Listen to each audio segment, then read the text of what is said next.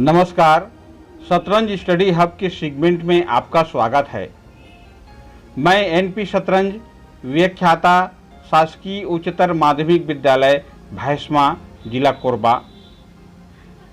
आज राजनीति विज्ञान विषय से नवीन अंतर्राष्ट्रीय अर्थव्यवस्था एवं उनके प्रमुख सिद्धांतों के बारे में चर्चा करेंगे। आइए चर्चा प्रारंभ करते हैं। नवीन अंतर्राष्ट्रीय अर्थव्यवस्था की धारणा द्वितीय विश्व युद्धोपरांत उपनिवेशवाद एवं साम्राज्यवाद के बंधनों में आई कमजोरी तथा अल्प विकसित देशों की राजनीतिक स्वतंत्रता के साथ साथ आर्थिक स्वतंत्रता प्राप्ति की प्रबल इच्छा के परिणाम स्वरूप सन 1970 के दशक में अंतर्राष्ट्रीय राजनीति और अर्थशास्त्र में एक नई अवधारणा का उदय हुआ, जो नवीन अंतर्राष्ट्रीय अर्थव्यवस्था के नाम से ही जाना जाता है।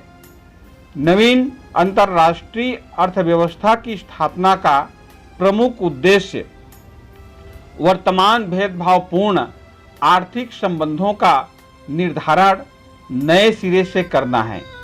नवीन अंतर्राष्ट्रीय अर्थव्यवस्था के समर्थक देशों का मानना है कि विकसित और विकासशील देशों में गहरी आर्थिक असमानता है। वर्तमान व्यवस्था धनी या विकसित देशों के हितों की ही पोषक है। नई अंतर्राष्ट्रीय अर्थव्यवस्था का उद्देश्य वर्तमान व्यवस्था को समाप्त करके इसे न्यायपूर्ण एवं समान बनाना है, ताकि यह विकासशील देशों के भी हितों की पोषक बन जाए।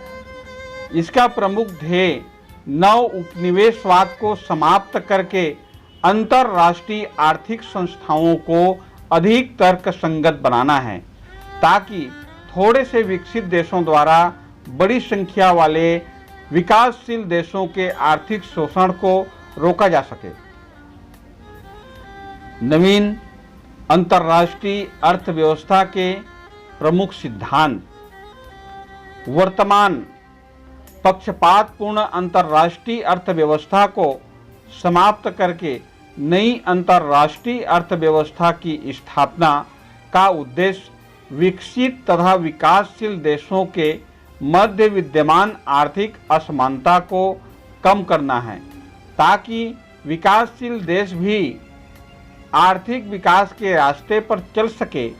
इसके लिए विकासशील देशों ने नई अंतर्राष्ट्रीय अर्थव्यवस्था की स्थापना के बारे में कुछ सिद्धांत हैं, जैसे विश्व मुद्रा प्रणाली का समानीकरण करना, विकासशील तथा विकसित देशों के बीच विद्यमान तकनीकी भेद को कम करना, विकसित देशों द्वारा विकासशील राष्ट्रों के वित्तीय बोझ को कम करना, बहुराष्ट्रीय निगमों तथा अन्य आर्थिक संस्थाओं को तर्कसंगत बनाना, विकासशील देशों को विकसित देशों के साथ व्यापार की वरीयता देना, विकासशील देशों द्वारा उत्पादित औद्योगिक माल के निर्यात को प्रोत्साहन देना, कच्चे माल की कीमत घटाना, बढ़ाने की प्रवृत्ति का विरोध तथा कच्चे माल व तैयार माल के कीमतों में